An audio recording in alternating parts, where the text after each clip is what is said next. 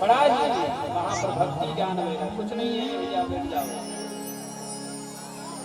बाकी लोग ना उठे, सब लोग बैठ जाए, कुछ लोग अपना कार्य करें। भाई उनका भी आना जरूरी है। ये सब देवी देवता है, तूफान आंधी ये सब क्या है, देवी देवता ये भी तो कथा सुनने आते हैं, क्योंकि देवी देवता भी कथा सुनने धरती पर आते हैं। कभी आंधी का रूप लेकर, कभी तूफान का रूप लेकर। इसलिए घबराए नहीं, कोई भी बैठ जाए अपनी अपनी जगह पर, कार्यकर्ता लोग कार्य करें।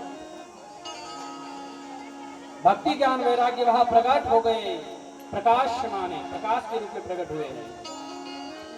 और अब भक्ति ने पूछा, हे बाबा मुझे ये बताओ कि मैं कहाँ बैठूं। तो सनकादिक ऋषियों ने कहा, माता आप ये जितने भी भक्त बैठे हैं ना, इन भक्तों के हृदय में आप बैठ जाइए। क्या करिए, इन भक्तों के हृदय में आप बैठ जाइए। और इतना कहते ही भक्ति महारानी सबके भीतर जाकर के बैठ गई। और जब गंगा के तट पे कथा हो रही थी तो हजारों महात्मा वहां पर कथा सुनने आए थे। मैंने आपसे कल कहा था कि सबको पकड़ पकड़ के लाना कथा सुनाने के लिए। कमीशन जिसको चाहिए वो पकड़ पकड़ के लाया। यहाँ पर गंगा के तट पे जब सनकादिक ऋषि कथा सुना रहे थे तो बड़े बड़े संत पकड़ पकड़ के लोगों को ला रहे कि चलो गंगा के तट पे कथा हो रही है। किसकी कथा हो रही है? तो बोले सनकादिक महात्माओं की कथा हो रही है, चलो। तो आप लोगों को भी यही कहना है मेरा कि आप लोग अड़ोसन पड़ोसन घड़ोसन को सबको पकड़ करके लाओ, उनका कमीशन तुमको भी मिलेगा। इसलिए कथा को सुनाओ भी और सुनो।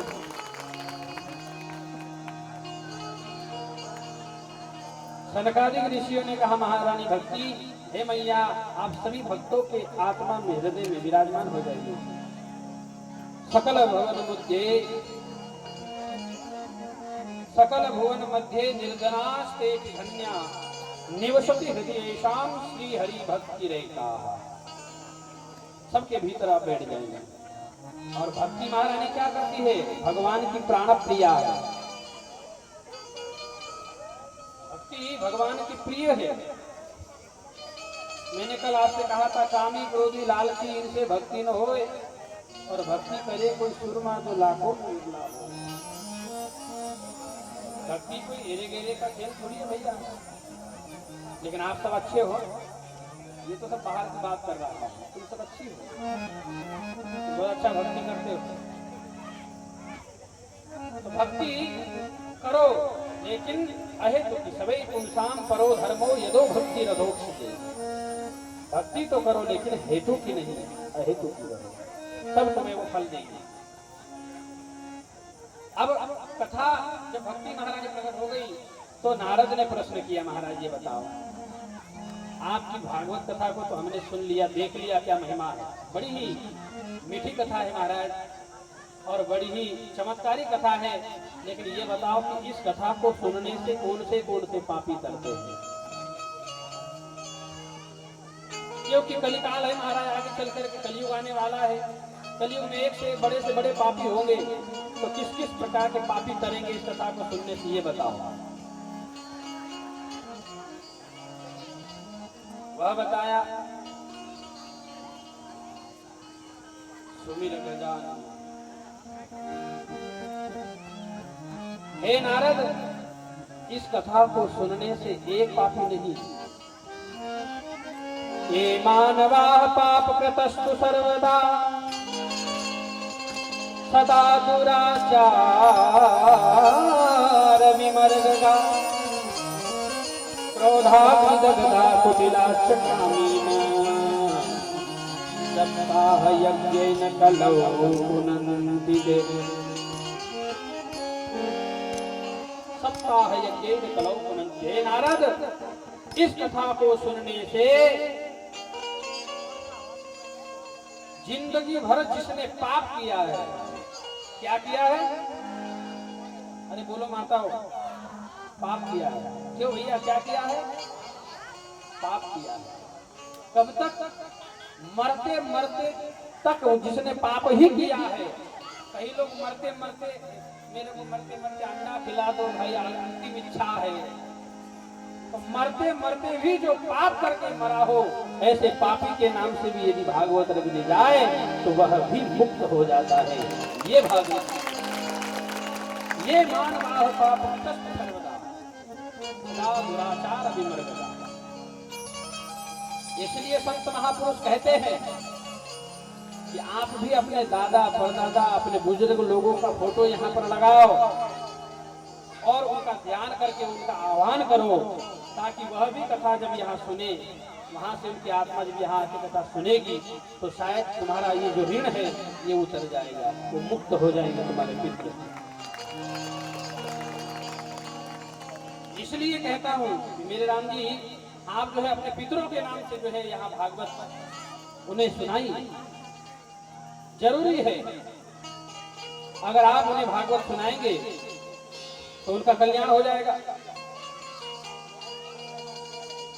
लेकिन नारद को ये बात जची नहीं। नारद ने पूछा, महाराज मुझे नहीं लगता कि आपकी इस कथा से इतने बड़े बड़े पापी तर जाएंगे। बोले, नारद आपको विश्वास नहीं हो रहा, हम बताते हैं।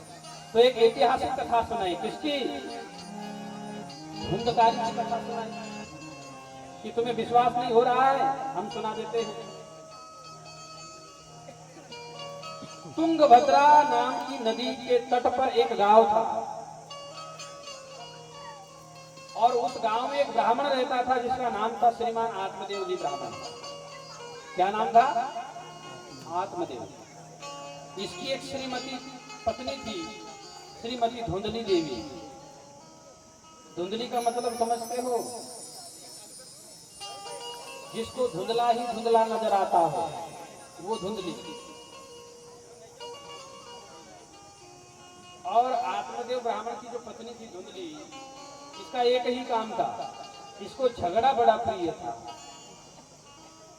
यहाँ पर तो नहीं होगी शायद, यहाँ पर तो सब सीता, जगदम्बा, भवानी, चंद्र घंटा बैठी है। तो धुंधली जो थी, इसको झगड़ा, कलह, चुगली, चाड़ी ये सब पसंद थी। आत्मदेव ब्राह्मण सर्वगुण संपन्न थे, सब कुछ था उनके पास, धन दौलत सब कुछ था। लेकिन एक कमी थी महाराज। क्या? कोई संतान नहीं थी महाराज। ध्यान देना मेरे भाई बहन, जीवन में सब कुछ प्राप्त होगा लेकिन संसार में कुछ न कुछ कमी रह जाती है। संसार हमें जब भी मिलता है तो अधूरा ही मिलता है, और मेरा भगवान जब भी मिलता है तो पूरा ही मिलता है। इसलिए भगवान को पकड़ो, संसार में ये दुनिया भिखारी सारी दुनिया दाता एक राम।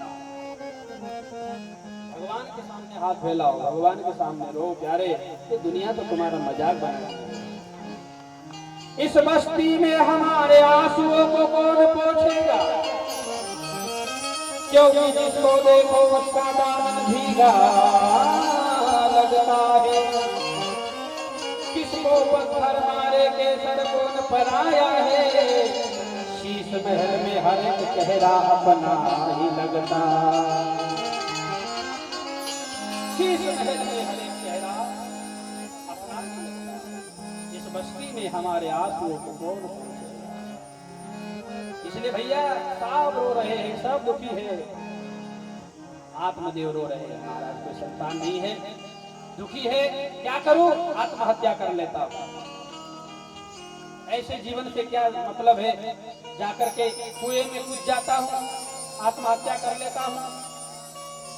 बड़े ही दुखी है आत्मदेव। और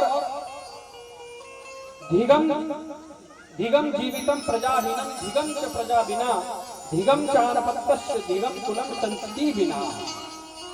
संतान के बिना जीवन को धिक्कार है और चले गए जंगल में मरने के लिए। हमको भी जरा सा माथा घुमा कि हम भी तो मरने के लिए जाते हैं। अब जरा सा माथे पर कर्जा हो गया तो क्या करे, तो बोले घरदार से छोड़ के निकल पड़ो कहीं। चांदन बदला, सूरज न बदला, कितना बदल गया इंसान। भैया मैं तो कहता हूँ न तो चांद बदला है न सूरज बदला है। सूरज भी वही का वही है, चांद भी वही का वही है, इंसान भी वैसा का वैसा ही, हाथ पैर सब वैसे ही है। बदला क्या है? तो बदला सिर्फ माथा बदल गया है आदमी का, बाकी कुछ भी नहीं बदला है। आदमी का जो मस्तक है वो काम नहीं कर रहा है महाराज, सोच बदल गई। इसलिए जो है मरने के लिए हम निकल पड़ते हैं और ये आत्मदेव ब्राह्मण चले गए मरने के लिए। और जैसे ही ये गए तो सिर पटकने ही वाले थे एक पत्थर पर, और एक संत ने आकर के हाथ पकड़ा। अरे ब्राह्मण क्या कर रहे हो? बोले महाराज आत्महत्या कर रहा हूं। बोले क्यों? तो बोले संतान नहीं है, क्या करूं? अरे बोले ब्राह्मण क्या रखा है बेटा बेटी में? ब्राह्मण ये झूठा भ्रम है, मुझे देखो मैं सन्यासी हूँ। ए भैया निवेदन है आपको, इधर आ जाओ, इधर आके पंडाल में बैठ जाओ, इधर उधर घूमो मत थोड़ा आप लोगों से। ओम नमो भगवते वासुदेवाय, ओम नमो भगवते वासुदेवाय, ओम नमो भगवते वासुदेवाय, ओम नमो भगवते वासुदेवाय, वासुदेवाय मेरो नंद नंदनाय।